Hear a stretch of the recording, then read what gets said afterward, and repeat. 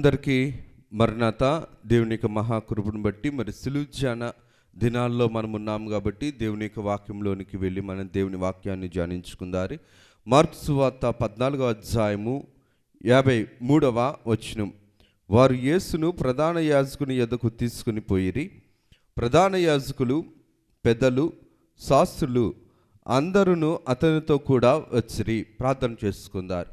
సర్వకృపానిధి, దయగలిగిన తండ్రి, కృప కలిగిన తండ్రి, మహిమ కలిగిన తండ్రి, మహత్యం కలిగిన తండ్రి, అద్భుతాలు చేసే తండ్రి, నీ ఘనమైన నామమునకు వందనాలు, స్తుతులు, స్తోత్రములు, ప్రణతులు, వినుతులు చెల్లించుకొనుచున్నామయ్యా. కొద్ది వారము నీ ఆత్మ చేత, పరిశుద్ధాత్మ తండ్రి గారి యొక్క సహాయము చేత మీరే మమ్ములను మీ యొక్క ఆత్మ విషయంలో ఉంచుకొని మేము నేర్చుకోవలసిన నీతిని, మేము నేర్చుకోవలసిన నాయన నీ వాక్యంను మాకు నేర్పించుము. నీ నీతిని, నీ రాజ్యంను వెతకగలిగే వాక్యాశక్తిని మాకు అందించి మీరే మహిమను, ఘనతను, కీర్తిని, ప్రభావములను పొందుమని మహిమనాథుడును, శ్రేష్ఠ పాలకుడును, ఏకరక్షకుడుగు యేసు నామమున అడుగుచున్నాము తండ్రి, ఆమీన్. త్రిత్వ దేవుని దీవెన, ఆశీర్వాదములు, శుభములు, జయములు, ధన్యతలు ప్రభు నిండుగా మెండుగా మనెల్లరికూ దయచేసి ప్రభు మహిమ పొందును గాక, ఆమీన్.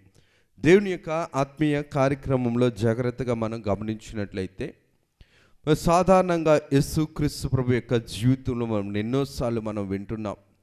గెత్సేమను తోట దగ్గర నుంచి యేసుక్రీస్తు ప్రభువుని మరి యొక్క ప్రాంతానికి, ఆ ప్రాంతము పేరు సన్హెడ్రేబు సభ.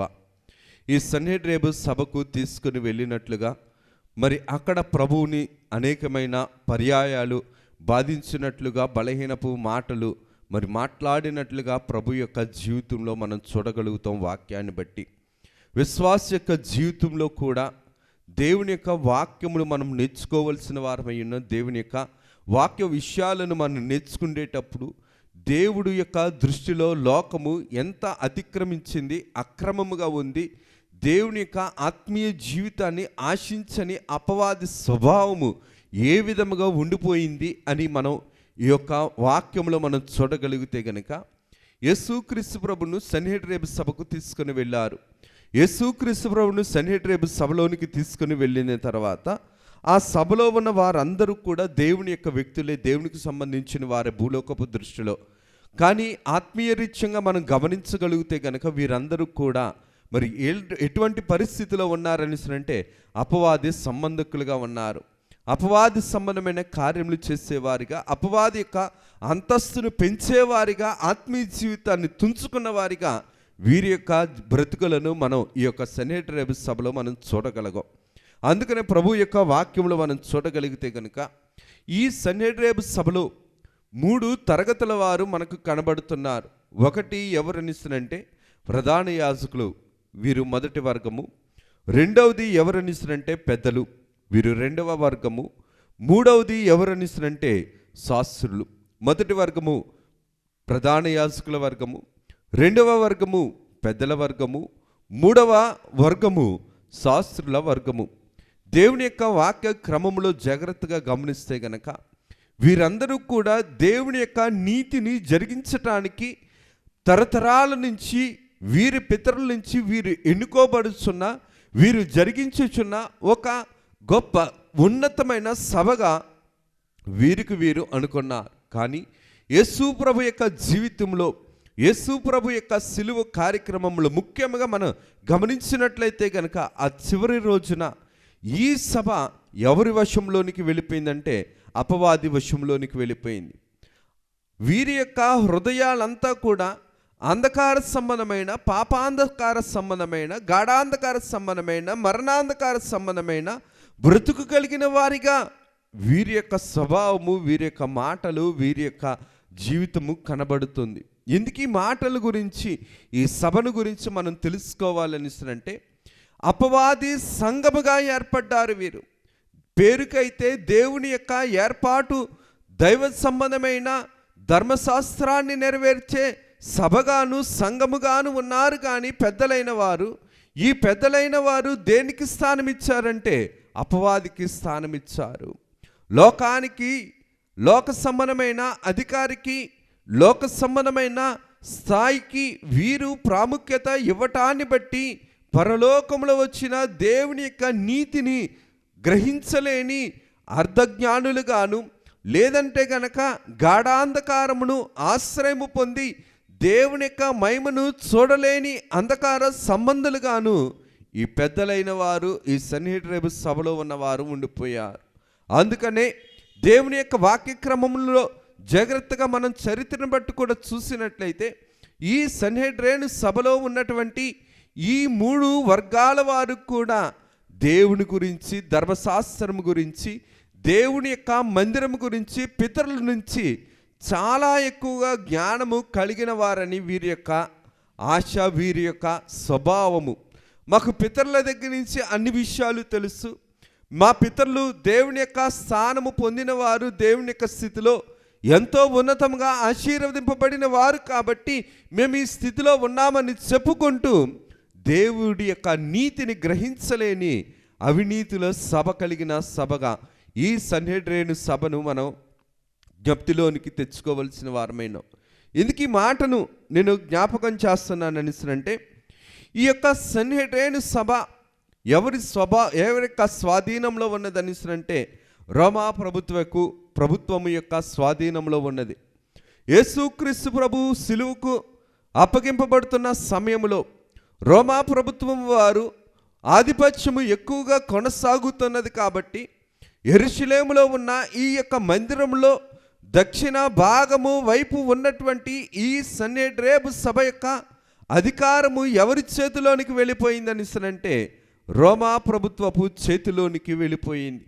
అందుకనే దేవుని యొక్క కార్యంలో జాగ్రత్తగా మనం గమనించినట్లయితే కనుక రోమా ప్రభుత్వము యొక్క ఆధిపత్యంలో ఉన్న ఈ యొక్క ధర్మశాస్త్రాన్ని నీతిగా ఇశ్రాయేల్లో జరిగించి ఇశ్రాయేలీ ఏర్పాటు జనాంగాన్ని దేవుని వైపు చూపించవలసిన ఈ యొక్క పెద్దల సంఘము ఎటువైపు వెళ్ళిపోయిందని అంటే అపవాదికరమైన స్థితి వైపు వెళ్ళిపోయింది. ఎందుకు ఈ మాటను మనం జ్ఞాపకం చేసుకోవాలని అంటే, ఈ సభను ముఖ్య ప్రాముఖ్యత ఏమిటని అంటే, మోషే గారి కాలంలో దేవుడు యొక్క ఆజ్ఞను బట్టి 70 మంది పెద్దలను ఎలాగైతే దేవుడు నిలువబెట్టమని చెప్పాడో, అలాగే మోషే ధర్మశాస్త్రము ప్రకారము ఈ చెప్పిన మాట ప్రకారము ఏర్పడిన బీజము కలిగిన ఈ సభ ఎంతమందిగా ఉండేవారని అంటే 71 మందిగా ఉండేవారు. ఎందుకు ఈ మాటను మనం జ్ఞాపకం చేసుకోవాలని అంటే, ఈ సభలో ఉన్న వారందరూ కూడా దేవుడు ఏర్పాటు జనమైన ఇశ్రాయేలీలో పేరొందిన వారు ప్రధాన యాజకులు. ఈ ప్రధాన యాజకులు ఎవరు అని అంటే రాజు చేత నియమింపబడిన ప్రస్తుత కాలము నందు ఉన్నటువంటి ప్రధాన యాజకుడు, అంతకుముందు రిటైర్ అయిపోయి పదవీ విరమణ చేయబడిన ప్రధాన యాజకులు. పదవీ విరమణ చేయటానికి వీరికి 65 సంవత్సరాలు మరి సమయము ఉండేది జీవిత కాలంలో. 65 సంవత్సరాలు వయసు అయిపోయిన తర్వాత ఈ సన్హెద్రీను సభలో ప్రధాన యాజకులుగా ఉన్నవారు ఎలాగ మార్చబడతారని అంటే మరి మాజీలుగా మార్చబడతారు. అందుకనే ఈ ప్రధాన యాజకులు అన్న దానికి అర్థం ఏంటంటే, ప్రస్తుతం ఉన్న ప్రధాన యాజకుడు రాజు చేత నియమింపబడిన యెరూషలేము దేవాలయంలో నియమింపబడిన ప్రధాన యాజకుడు, అంతకు ముందు పనిచేసిన మరి రిటైర్డ్ అయిపోయి పదవీ విరమణ చేయబడిన ప్రధాన యాజకులు. రెండవది ఎవరని అంటే పెద్దలు. ఎవరు ఈ పెద్దలు అని దేవుని యొక్క వాక్య క్రమమును బట్టి జాగ్రత్తగా మనం చూడగలిగితే కనుక ఈ పెద్దలు ఎవరనగా 12 గోత్రాలు ఇశ్రాయేలీలలో ఉన్నటువంటి ఏర్పాటు జనాంగంలో ఉన్నటువంటి 12 గోత్రాల వారు ఎవరైతే ఉన్నారో ఆ 12 గోత్రాలకు సంబంధించిన ఏ యొక్క గొప్ప ఉన్నతమైన కుటుంబాలైతే ఉన్నావో ఆ కుటుంబ పెద్దలను ఎలాగ పిలిచేవారంటే సన్హెద్రీను సభలో మరి పెద్దలుగా ఆ యొక్క రాజు యొక్క దయను, రోమా ప్రభుత్వం యొక్క ఇష్టము ఎవరికైతే ఉందో ఆ యొక్క ఇష్ట ప్రకారము ఈ యొక్క పెద్దలను పెట్టడం అనేది జరిగేది. అందుకనే 12 గోత్రాల వారు ఎవరైతే ఉన్నారో ఆ 12 గోత్రాలలో నుంచి ఎవరైతే రోమా ప్రభుత్వపు అధికారము ప్రకారము రాజుకు లాభక్షేమము, రాజుకి లాభము కలుగు చేసే పరిస్థితులు ఎవరైతే రాజు వైపు మాట్లాడతారో, రాజుకు లాభము చేకూరుస్తారో వచ్చిన విశ్వాసుల్లో రాజు వైపు త్రిప్పి రాజుకు లాభకరమైన బలులు ఎవరిస్తారో, జనులను ఎవరైతే ప్రేరేపిస్తారో అటువంటి పెద్దలు కలిగిన వారిని ఎవరు నియమించేవారని అంటే రోమా ప్రభుత్వము నియమించింది. ఎందుకు ఈ మాటను మనం జ్ఞాపకం చేసుకోవాలనిస్తారంటే, బబులోను చెర కాలములో పాలన ఎవరు ఉన్నారో వారి యొక్క స్థితిని, అనగా బబులోను కాలపు స్థితిలో ఎవరైతే ఉన్నారో అక్కడ ఏ స్థితిలో అయితే బబులోను రాజును ఎత్తి చూపిస్తూ పెద్దలైన వారు పనిచేస్తారు, అలాగే యెరూషలేము ప్రాంతంలో కూడా ఉన్నటువంటి ఈ పెద్దలు రోమా ప్రభుత్వపు రాజును, రోమా ప్రభుత్వాన్ని గొప్పగా ఎత్తి చూపించే పెద్దలు అన్నమాట ఈ పెద్దలు. అందుకనే ఈ గోత్రికులు ఉన్న ఒక అర్హత ఏంటనిసరంటే, వీరు కానాను దేశంలో నుంచి బబులోను దేశానికి వెళ్ళి బబులోను చెర నుంచి మరలా తిరిగి యెరూషలేమునికి వచ్చిన ఏ కుటుంబీకులైతే 12 గోత్రాల వారైతే ఉన్నారో ఆ 12 గోత్రాలలో నుంచి పెద్దలను ఏర్పాటు చేసుకొని ఆ పెద్దలను ఎక్కడ నియమించేవారు అనిసనంటే ఈ యొక్క సన్హెద్రిబు సభలో నియమించేవారు. అందుకనే దేవుని యొక్క వాక్య ప్రకారము జాగ్రత్తగా మనం గమనిస్తే కనుక యోహాను సువార్త 3వ అధ్యాయం మొదటి భాగంలో చూస్తే నికోదేము అనే ఒక వ్యక్తి కూడా మనకు కనబడతాడు. ఎందుకు ఈ మాటను నేను జ్ఞాపకం చేస్తున్నాను అనిసనంటే, ఈ నికోదేము కూడా ఈ సభకు చెందినవాడే. అలాగున్నే పెద్దల సభలో గొప్ప భూస్వామిగా ఉన్నటువంటి అరిమతయి యోసేపు కూడా ఈ పెద్దల సభలో ఒక సభ్యుడిగా ఉన్నవాడు. అరిమతయి యోసేపు గారు ఈ పెద్దలకు చెందిన ఈ యొక్క వర్గానికి చెందిన వాడిగా మనం చూడగలుగుతాం. అందుకని యేసుక్రీస్తు ప్రభు సిలువను గురించి మొట్టమొదటిసారి ఈ సభలో ఎవరైనా విన్నారు అనిసనంటే, యేసుక్రీస్తు ప్రభు యొక్క సిలువ గురించి విన్న పెద్దలలో మొదటివాడు ఎవరనిసనంటే ఈ యొక్క నికోదేము గారు. యోహాను సువార్త 3వ అధ్యాయంలో అలాగున్న 7వ అధ్యాయం 50 భాగాన్ని చూస్తే కనుక ఈ మాట మనకి స్పష్టంగా మనకు కనబడుతుంది. ఈ పెద్దలు చేయవలసిన పని ఏమిటనిస్తానంటే, ఈ యొక్క పెద్దలు పితరుల దగ్గర నుంచి వీరి యొక్క ఆది పితామహుల యొక్క కుటుంబాలకు చెందిన వారిగా వీరికి వీరు అనుకొని రోమా ప్రభుత్వం యొక్క లాభాలను పొందటానికి, ఉన్నతమైన స్థానాలను ఆశించటానికి ఈ పెద్దలను రోమా ప్రభుత్వమే వీరిని ఈ సన్హెద్రిబు సభలో పెద్దలుగా నియమించింది.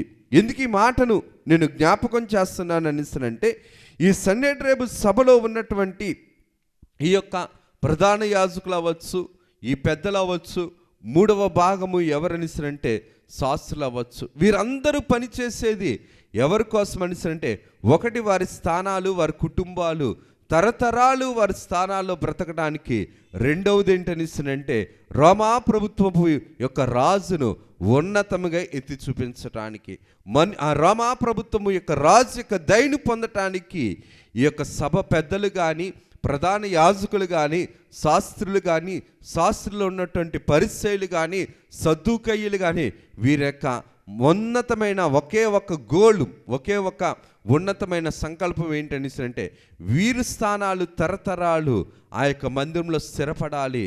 ఆ యొక్క రోమా ప్రభుత్వం యొక్క రాజు చక్రవర్తి కూడా ఎలాగ ఉండాలంటే ఉన్నతంగా ఉండాలి. అతని దయ వల్ల వీరి కుటుంబాలు ఎప్పుడు ఈ స్థానాలను నిలుపుకోవాలి.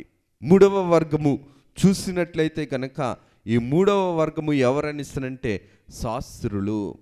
ఈ శాస్త్రులలో ఉన్నటువంటి పరిస్థితి ఉన్నతమైన జ్ఞానం కలిగి ఉండాలి.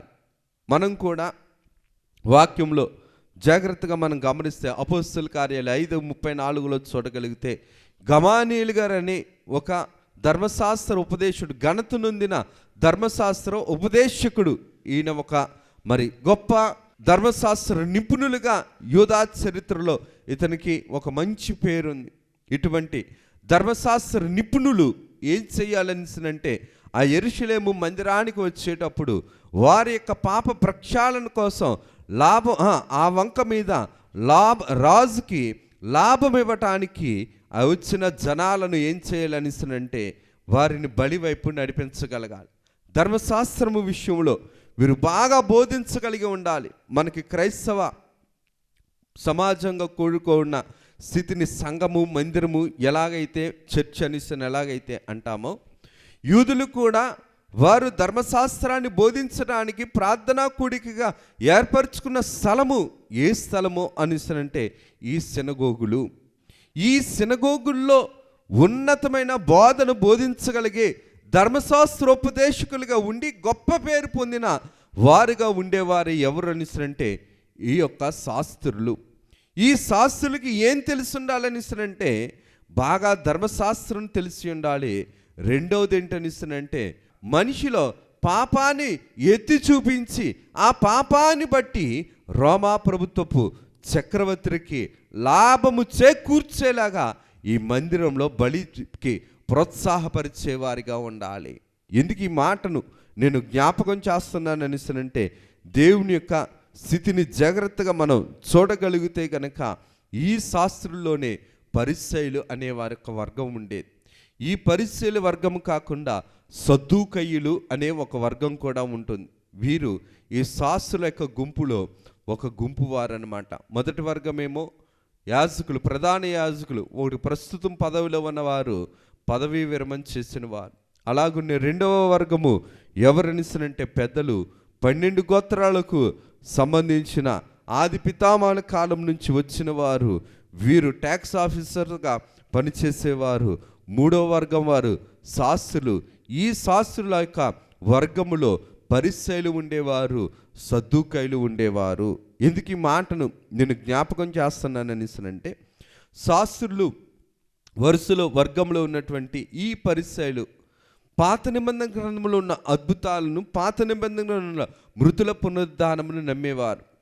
సద్దూకయ్యులు అంటే వీరు ధర్మశాస్త్రాన్ని నమ్ముతారు కానీ ఆత్మను కానీ దేవదూతలను కానీ మృతుల యొక్క పునరుద్ధానాన్ని కానీ నమ్మని వారు ఎవరనిసరంటే ఈ సద్దూకయ్యులు. ఇది చాలాసార్లు మనం దేవుని యొక్క వాక్యంలో చరిత్రను బట్టి, పెద్దలను బట్టి మనం చాలాసార్లు నేర్చుకున్నాం, తెలుసుకున్నాం. ఇది ఎందుకు ఈ మాటను నేను జ్ఞాపకం చేస్తున్నాను అనేసరంటే దేవుని యొక్క వాక్య క్రమంలో జాగ్రత్తగా మనం గమనిస్తే కనుక లూకా సువార్త 23వ అధ్యాయము 6వ వచనంలో జాగ్రత్తగా మనం చూడగలిగితే కనుక 23వ అధ్యాయము 6వ వచనంలో చూడగలిగితే కనుక హేరోదు రాజు, పిలాతు అనే ఇద్దరు మనకు కనబడతారు.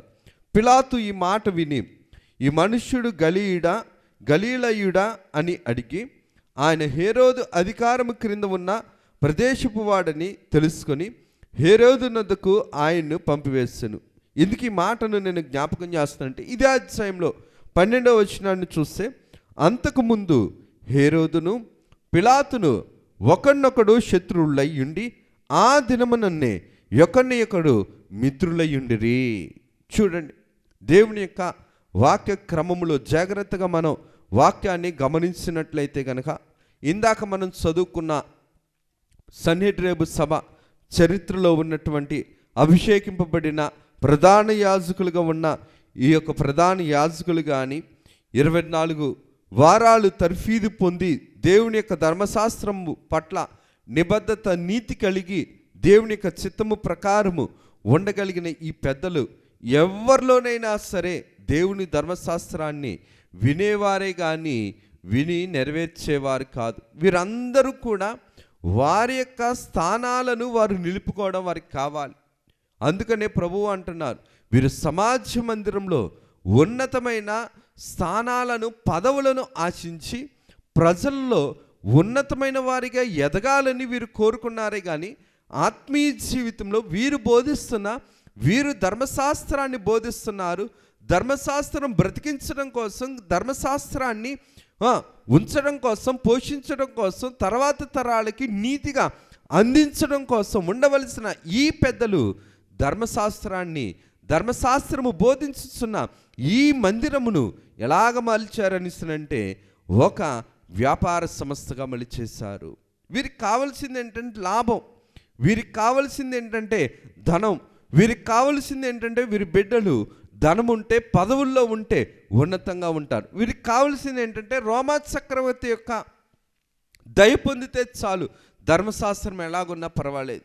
రోమా చక్రవర్తి దయ పొందితే ఆ దయను బట్టి మా కుటుంబాలు మేము చక్కగా ఉండిపోవచ్చు. అందుకని ఈ యొక్క మోషే ధర్మశాస్త్రం ప్రకారమును అలాగుననే వీరి యొక్క చరిత్రను బట్టి మనం చూడగలిగితే కనుక ప్రధాన యాజకులు 8 మందిని మించి ఉండకూడదు ఈ యొక్క సన్హెడ్రిన్ సభలో.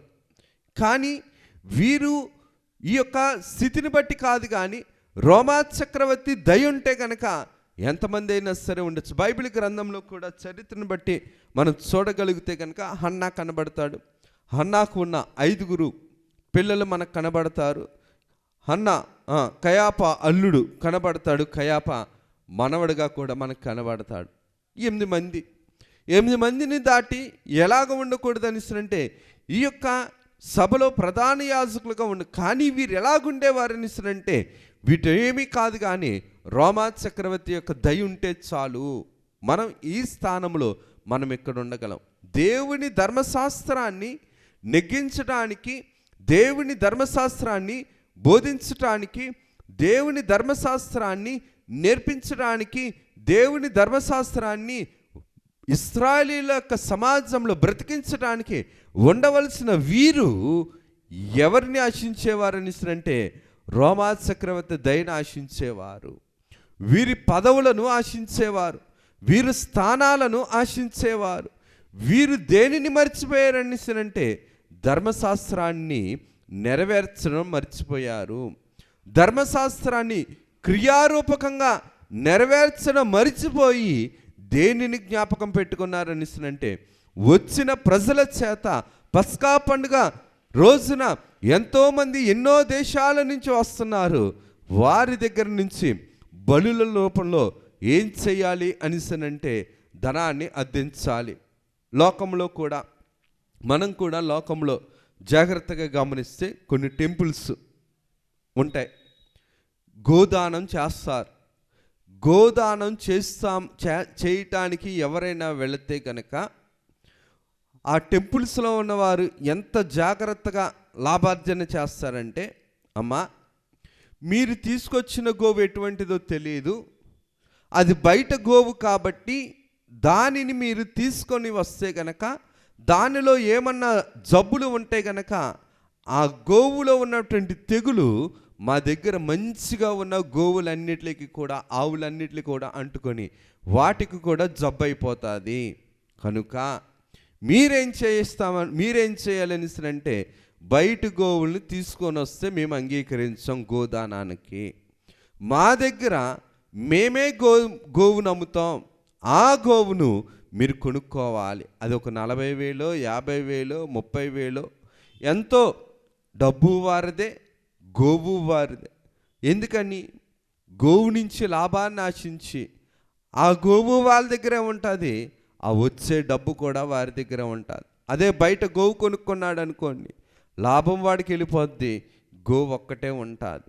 ఎందుకు ఈ మాటను నేను జ్ఞాపకం చేస్తున్నాను అనిస్తుందంటే, మన సమాజంలో కూడా మన యొక్క ప్రాంతంలో కూడా లాభార్జన ఆశించి పాపమును ఎత్తి చూపించి, పాపివి నీవు ఇది చెయ్యకపోతే నీ పరిస్థితి అట్లాగే ఉండిపోతుందని ఒక రకమైన భయోందాలను కలిగిన పరిస్థితులను ఏర్పరిచి నీతిని మరిచిపోయి తన యొక్క స్థానాన్ని నెగ్గించుకోవడానికి, తన యొక్క బుద్ధిని నెగ్గించుకోవడానికి, తన యొక్క నైజాన్ని దురిత నైజపు వేరును పెంచుకోవడానికి, లోకంలో ఉన్నతంగా తన స్థానాన్ని నిలుపుకోవడానికి మానవుని యొక్క బుద్ధి ఈనాటి కాలంలో ఎలాగైతే పని చేస్తుందో ఆనాటి కాలంలో కూడా దేవుని యొక్క నీతిని నెగ్గించటానికి ఎవ్వరు కూడా పని చేయలేదు. ఆయన నీతిమంతుడని తెలుసు, ఆయనలో ఏ తప్పు లేదని తెలుసు. రోమా ప్రభుత్వం యొక్క రూల్స్ ప్రకారం ఎవరైనా రోమా సైనికుడుని ఎవరైనా కనుక ఒక్క మాట దూషిస్తే భయంకరమైన శిక్ష వేయాలి.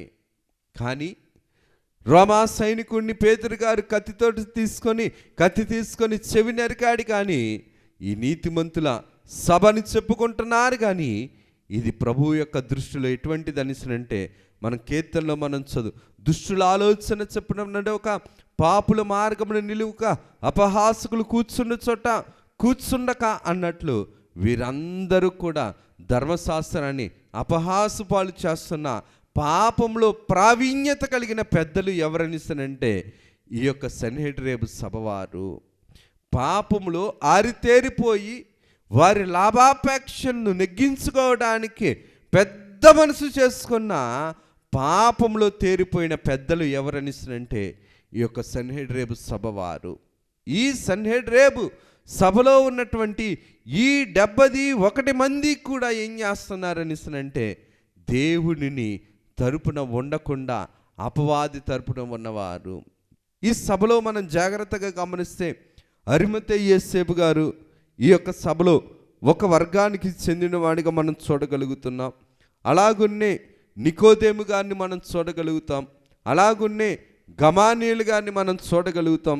ఎందుకు ఈ మాటను నేను జ్ఞాపకం చేస్తున్నాను అనిస్తానంటే యేసు ప్రభు ఒక్కరే ఈ సభలో ఆయన ఎదుర్కొన్నవాడు కాదు. యేసు ప్రభుని ఎలాగైతే అన్యాయముగా అందరూ కూడుకొని శ్రమలకు అప్పగించేశారో ఈ సభ, అలాగే ఒకప్పుడు ఈ సభలోనికి రావటానికి కూడా భయపడిపోయి బయట నిలబడిపోయిన పేతురు గారు కూడా దేవుని ఆత్మ పొందిన చేత ఈ సభలోనికి వచ్చాడు. ఈ సభను ఎదుర్కొన్నాడు.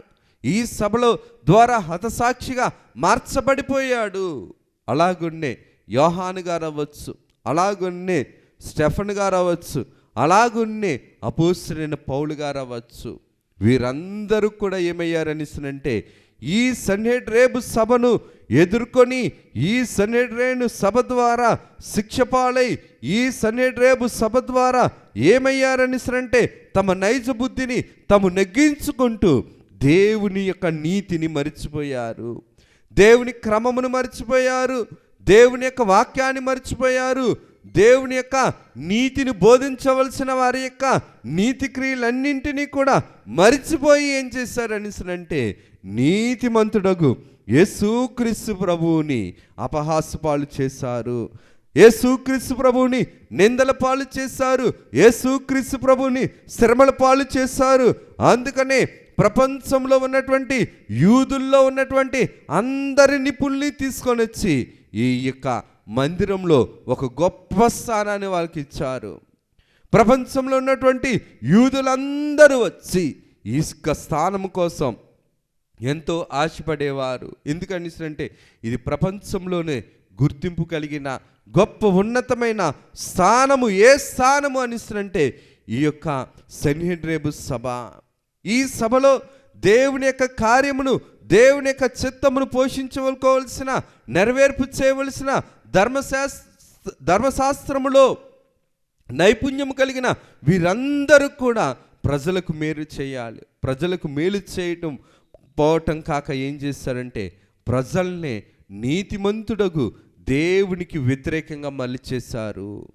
దేవునికి వ్యతిరేకంగా మలిచి దేవుడి యొక్క స్థితిని వెక్కిరించి ఎగతాళి చేసి యేసుక్రీస్తు ప్రభువు అయితే ఉన్నతమైన అద్భుతాలు, ఉన్నతమైన కార్యాలు, ఉన్నతమైన పరిస్థితుల్లో ఆశ్చర్యకార్యాలు, స్వస్థతలు చేశారో, దెయ్యాలను విడిపించాడో, ఎక్కడైతే దేవుడు గుడ్డి వారిని బాగు చేశాడో, మృతమైన వారిని సజీవులుగా ఉంచాడో, ఇవన్నీ కూడా ప్రజలకు తెలుసు. కానీ దురిత నైజపు వేరు ఏం చేసిందంటే వారిని అందరినీ కూడా గడాంధకారముగా కమ్మి వీరి రక్తము, యొక్క రక్తము మా మీద, మా బిడ్డల మీద ఉన్నా సరే పర్వాలేదు, వీరిని మాత్రం చంపేయండి, వీరిని మాత్రం ఈతను చంపేయండి. ఎందుకు ఈ మాటని నేను జ్ఞాపకం చేస్తున్నానంటే కృతజ్ఞత లేని వారిగా మార్చేసింది అపవాది. దేవుడు చేసిన ఉపకారాన్ని కానీ, దేవుడు చేసిన అపకార స్థితిని తొలగించడం కానీ ఇవేమి కూడా జ్ఞాపకం పెట్టుకోలేదు. తన బుద్ధిని నెగ్గించుకుంది, తన యొక్క నైజాన్ని నెగ్గించుకున్నారు. వీరందరూ కూడా పెద్దలుగా దురిత నైజపు వేరును పెరికివేయవలసింది పోయి వీరే పాపాన్ని ప్రేరేపించారు. వీరి యొక్క స్థానాల కోసం, వీరి యొక్క పంతము కోసం, వీరి యొక్క పాప పంతముతో ఏం చేశారనిసనంటే పరిశుద్ధుడైన దేవుణ్ణి నీతిమంతునిగా విడుదల చేయవలసింది పోయి అనీతిమంతుడని నేరము మోపి ఏం చేశారనిసనంటే శిలువకు అప్పగించారు. ఎందుకు ఈ మాటను నేను జ్ఞాపకం చేస్తున్నాననిసనంటే ఈ సన్హెడ్రేబు సభలో ఉన్న వారందరూ కూడా లాభము ఆర్జించేవారు. ధనాపేక్ష సమస్తమైన కీడులకు మూలం అన్నట్లు ఈ సభలో దేవుని యొక్క దయ వల్ల జరగవలసిన ఈ సభ దేవుని పేరు చెప్పుకొని సొమ్ము చేసుకునే సభగా మారిపోయింది. ధర్మశాస్త్రాన్ని బోధించవలసిన పెద్దల సంఘముగా ఉండవలసిన వారు రాజు యొక్క దయను పొందుతూ దేవుని దయను తృణీకరించుకున్న వారిగా మారిపోయారు. ఇశ్రాయేలీలు దేవునిని దూరం చేసుకున్నారు, దేవుని వాగ్దానమును దూరం చేసుకున్నారు, దేవుని ధర్మశాస్త్రమును దూరం చేసుకున్నారు, దేవుని మందిరం కూడా దూరం చేసుకున్నారు. అపవాది దేవుని దూరం చేసింది, మొదట దేవుని వాక్యాన్ని దూరం చేసింది, దేవుని ధర్మశాస్త్రాన్ని దూరం చేసింది. ఇర్మియా గ్రంథంలో మనం చూస్తాం, ధర్మశాస్త్రం ఎక్కడుందో కూడా దొరకని వారిగా తయారైపోయిన వీరి దేవాలయాలు. చివరికి దేవుని మందిరాన్ని కూడా దూరం చేసింది అపవాది. ఎందుకు ఈ మాటను మనం జ్ఞాపకం చేసుకోవాలనిసనంటే, దేవుని మాట మహోన్నతమైనది, దేవుని మాట మహోన్నతమైనది, మహిమ కలిగినది. మట్టి స్వభావం కలిగిన వారు దేవుని యొక్క సొత్తుకు కానీ దేవుని యొక్క శ్రమకు కానీ విలువివ్వరు. వీరి పేరుకైతే పరిసయ్యులుగాను, సద్దూకయ్యులుగాను, శాస్త్రులుగాను, ప్రధాన యాజకులుగాను, పెద్దలుగాను పిలువబడ్డారు. అందుకని ప్రభు వీరి గురించి అన్నమాట, మీరు సున్నము కొట్టిన సమాధులు, మీకు పైన రూపం ఉంది కానీ లోపలంతా కూడా ఎండిపోయిన జీవమే, నిర్జీవమైన స్థితే, ఎండిపోయిన బ్రతుకులే ఉండిపోయినాయి కానీ చిగురించే బ్రతుకు కాదు. మీ దగ్గరికి వచ్చిన వారిని కూడా మీరు ఆర్పివేసేవారే కానీ చిగురించేవారు కాదు. అందుకనే దేవుని యొక్క వాక్య క్రమములో జాగ్రత్తగా మనం గమనించగలిగితే గనక, దేవుని యొక్క మాటను జాగ్రత్తగా మనం చూడగలిగితే గనక, ఇర్మియా గ్రంథంలో ప్రభువు రాయించిన మాటను జ్ఞాపకం చేసుకుంటే, ఇర్మియా గ్రంథము 6వ అధ్యాయము 14వ వచనంలో చూస్తే గనక, సమాధానం లేని సమయమున సమాధానము చెప్పుచు ప్రజలకున్న గాయములను పైపైన మాత్రమే బాగు చేయుచున్నారు. వీరందరూ కూడా మేమేదో గొప్ప చేస్తున్నాం, మేము ప్రజలకు మేలు చేస్తున్నాం, మేము ప్రజలకు అపకారం చేయట్లేదని చెప్పి ప్రజల యొక్క మెప్పు కోసం, ప్రజల యొక్క స్వార్థం కోసం, వారి యొక్క స్థానాన్ని ప్రజల్లో నెగ్గించుకోవడం కోసం దేవుని నీతిని చంపేశాడు ఆ రోజు సౌలు.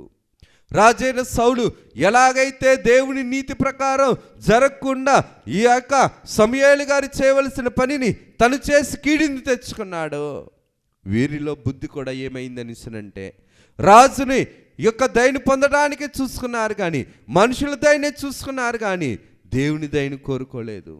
అపవాది దేవుని దయని కోరనివ్వదు, అపవాది దేవుని చేరనివ్వదు, అపవాది దైవ సంబంధమైన కార్యక్రమమును నెగ్గనివ్వదు.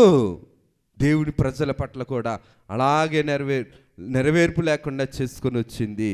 అందుకని దేవుని యొక్క కార్యమును జాగ్రత్తగా మనం గమనించినట్లయితే కనుక, యెరూషలేము దేవాలయంలో ఈ దేవాలయమే లేకపోతే యెరూషలేమునికి విలువే లేదు. యెరూషలేముకు విలువే లేదు. యెరూషలేము దేవాలయమును వ్యాపార సంస్థగా మలిచేసింది ఏంటంటే రాజకీయము, మత సంబంధమైనవి. రాజకీయ మత సంబంధాలు ఎప్పుడైతే సంఘంలోనికి వచ్చాయో సంఘము ఏమైపోయిందంటే, అందుకనే తండ్రి గారు కూడా రాసుకొని వచ్చారు, లోకముతోనే సంఘము కూడా ఏకమాయను.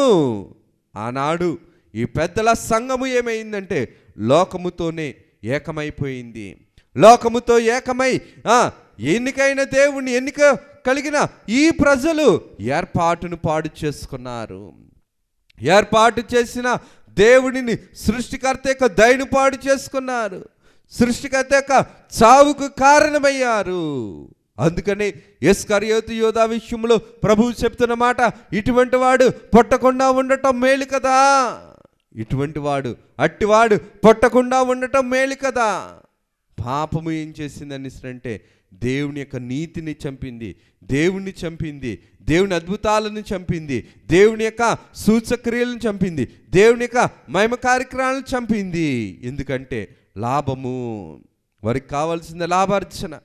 దేవుడి యొక్క అద్భుతాలు కానీ, దేవుని యొక్క ఆశ్చర్య కార్యాలు కానీ వీరికి ఎలాగ కనిపించాయనిస్తనంటే లాభాపేక్షంగా కనిపించలేదు కానీ, దయగా కనిపించలేదు కానీ, ఉన్నతముగా కనిపించలేదు కానీ వీరి లాభాన్ని పాడు చేస్తున్నట్లుగా. ప్రజలు దేవుని దగ్గరికి చేరటం లోకానికి నచ్చదు. ఈ పెద్దలు అలాగే అనుకున్నారు, మా దగ్గరికి రావలసిన వారు దేవుణ్ణి చేరుకోకూడదు అనుకున్నారు. దేవుని తెలుసుకోకూడదు అనుకున్నారు, దేవుడే ఉండకూడదు అనుకున్నారు. సైతాను ఉండేటప్పుడు, అపవాది క్రియలు ఉండేటప్పుడు, అపవాది సంబంధమైన స్థితి వ్యక్తిగత జీవితంలో ఉండేటప్పుడు వాక్యాన్ని ఆశించదు, దేవుడి మాటను ఆశించదు, దేవుడి మాటను నేర్చుకోవడానికి మనసు ఇష్టపడదు, దేవుని వాక్యాన్ని వెతకదు, దేవుని వాక్యము ఉన్నదని తెలిసిరా సరే అక్కడ చేరదు. అపవాది యొక్క మనసు ఏంటనిసనంటే దేవుడి యొక్క విత్తనాన్ని హృదయంలో చేరనివ్వదు, దేవుని యొక్క వాక్యాన్ని మనసులో నెగ్గనివ్వదు, దేవుని యొక్క బోధను కుటుంబంలో జరగనివ్వదు, దేవుని యొక్క కార్యక్రమాలు మన యొక్క వ్యక్తిగతమైన జీవితంలో నెరవేరకుండా చేస్తుంది. ఆనాడు పెద్దలు ఎలాగైతే చేశారో ఈనాడు నైజ బుద్ధి కూడా ఏం చేస్తుంది అనేసి అంటే మనుషులను పాడు చేస్తుంది, మనుషులను అనీతిమంతులుగా మార్చి ఆత్మీయ జీవితాన్ని నాశనం చేస్తుంది. అందుకనే ప్రభు అంటున్న మాట ఏంటనిసరంటే పరిసయ్యులు సద్దూకాయలను చూసి వేశ్యలనే వెళ్తారు కానీ మీరు మాత్రం పరలోక రాజ్యంలో వెళ్ళరు. ధనాపేక్షం కలిగిన వాడు పరలోక రాజ్యానికి వెళ్ళడు. దేవుని దగ్గర లెక్కలు వేసేవాడు దేవుని ప్రేమను ఎప్పుడూ కూడా స్వతంత్రించుకోలేడు. దేవుని వాక్యం ఏం చెబుతుందనిసరంటే నీ పూర్ణ ఆత్మతో, నీ పూర్ణ మనస్సుతో, నీ పూర్ణ హృదయంతో నీ దేవుడైన యెహోవాను నీవు సేవించు, నీవు ఆరాధించు. మనకు తోచినప్పుడు మనం చేస్తాం, మనం తొయ్యకపోతే కనుక దేవుని క్రమాన్ని మనం జరిగించుకోలేం. మన కష్టం అనుకోండి వదిలేస్తాం, మనకి ఇష్టం లేదనుకోండి వదిలేస్తాం. దేవుని నీతిని జరగనివ్వదు, దేవుని విశ్వాసాన్ని పాటు చేస్తుంది మనిషి యొక్క బుద్ధి. దేవుని యొక్క విశ్వాసాన్ని, దేవుని యొక్క దీక్షను, దేవుని యొక్క క్రమమును, దేవుని యొక్క సిలుధ్యానాలను, దేవుని యొక్క నీతి బోధను పాడు చేసేది ఏంటనిసరంటే మనిషి యొక్క నైజ జ్ఞానము. నైజ జ్ఞానము, పాప జ్ఞానము, లోక జ్ఞానము, మనిషి జ్ఞానము, శరీర జ్ఞానము ఏం చేస్తుందంటే ఆత్మీయ జ్ఞానాన్ని చేరనివ్వదు, ఆత్మీయ జ్ఞానాన్ని మన యొక్క ఆత్మీయ జీవితంలో నెగ్గనివ్వదు. ఇందుకు ఈ మాటను మనం నేర్చుకోవాలనిసనంటే వారిలో ఆత్మీయత లేదు. పెద్దల సభలో ఆత్మీయత లేకపోవడాన్ని బట్టి ఏమయ్యారనిసనంటే దేవుని యొక్క మరణానికి కారకమైన సభగా అయిపోయింది. సంఘము దేవుణ్ణి బలపరచవలసింది, ఆ సంఘమే దేవుణ్ణి శ్రమలకు అప్పగించింది. దేవుడి కొద్ది వాక్యాన్ని మన వినికిడిలో భద్రపరిచి మన ఆత్మీయ జీవితాన్ని ప్రభువుకి అంగీకారం మలుచుకుని ప్రభువు మహిమ పొందును గాక. ఆమె చిన్ని ప్రార్థన చేసుకుందాం. సర్వకృపానిధి, దయగలిగిన తండ్రి, కృప కలిగిన తండ్రి, మహిమ కలిగిన తండ్రి, మహాత్యం కలిగిన తండ్రి, అద్భుతాలు చేయ తండ్రి, ఆశ్చర్యకరములు జరిగించే తండ్రి, నీ ఘనమైన నామమునకు వందనాలు, స్తుతులు, స్తోత్రములు, ప్రణతులు, వినతులు చెల్లించుకొనిచున్నాం. నైనా మేము సద్దూకయ్యుల వలె, పరిసయ్యుల వలె, శాస్త్రుల వలె, పెద్దల వలె, ప్రధాన యాజకుల వలె నైనా యేసయ్య నీ బోధను విని, ధర్మశాస్త్రాన్ని విని నైనా నెరవేర్చకుండా ఉండే స్థితిలో కాకుండా నైనా నెరవేర్పు కలిగిన స్థితిలో నైనా ధర్మశాస్త్రాన్ని నెరవేర్చారు జక్కయ్య గారు. అలాగున్నే ప్రభువా, పొట్టి జక్కయ్య గారు ఎలాగైతే నెరవేర్చారో నీ ధర్మశాస్త్రాన్ని నెరవేర్పులోనికి తీసుకురాగలిగే నీ యొక్క వధువు సంఘ రూపము, వధువు సంఘం యొక్క స్థితి మాకు అందించు. నీ శ్రమలలోనైనా మేము ఆదరణ కలిగించుకునే స్థితిని మాకు దయచేయండి. నీ శ్రమల ద్వారా మాకు ఆదరణ, నీ శ్రమల ద్వారా మాకు ధైర్యము, నీ శ్రమల ద్వారా మాకు నాయన నిబ్బరము కలుగు. నీ నీతిని మాకు అమర్చి మీరే మహిమను, ఘనతను, కీర్తిని, ప్రభావములను పొందమని మహిమనాథుడును, శ్రేష్ఠ పాలకుడును, ఏకరక్షకుడుగు యేసు నామమున అడుగుచున్నాము తండ్రి, ఆమేన్. త్రిత్వా దేవుని దీవెన, ఆశీర్వాదములు, శుభములు, జయములు, ధన్యతలు ప్రభు నిండుగా మెండుగా మనెల్లరికూ దయచేసి ప్రభు మహిమ పొందును గాక. ఆమేన్. అందరికీ మరణాత.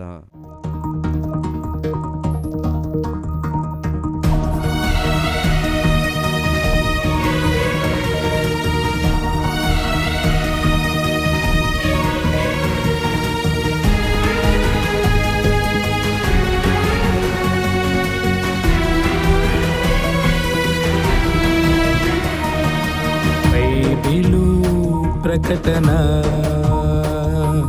బయలుపరచిన ప్రకటన,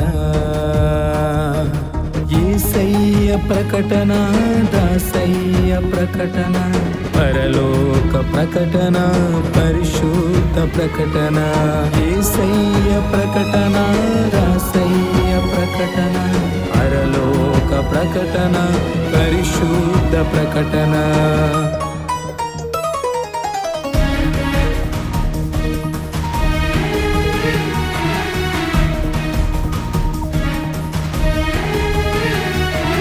ప్రకటన బైబిలు ప్రకటన బయలుపరచిన ప్రకటన విమలాత్మ ప్రకటన విజయాత్మ ప్రకటన విశ్వాసికి ప్రకటన విజ్ఞాపన ప్రకటన విమలాత్మ ప్రకటన విజయాత్మ ప్రకటన విశ్వాసికి ప్రకటన విజ్ఞాపన ప్రకటన. ప్రకటన బైబిలు ప్రకటన బయలుపరచిన ప్రకటన.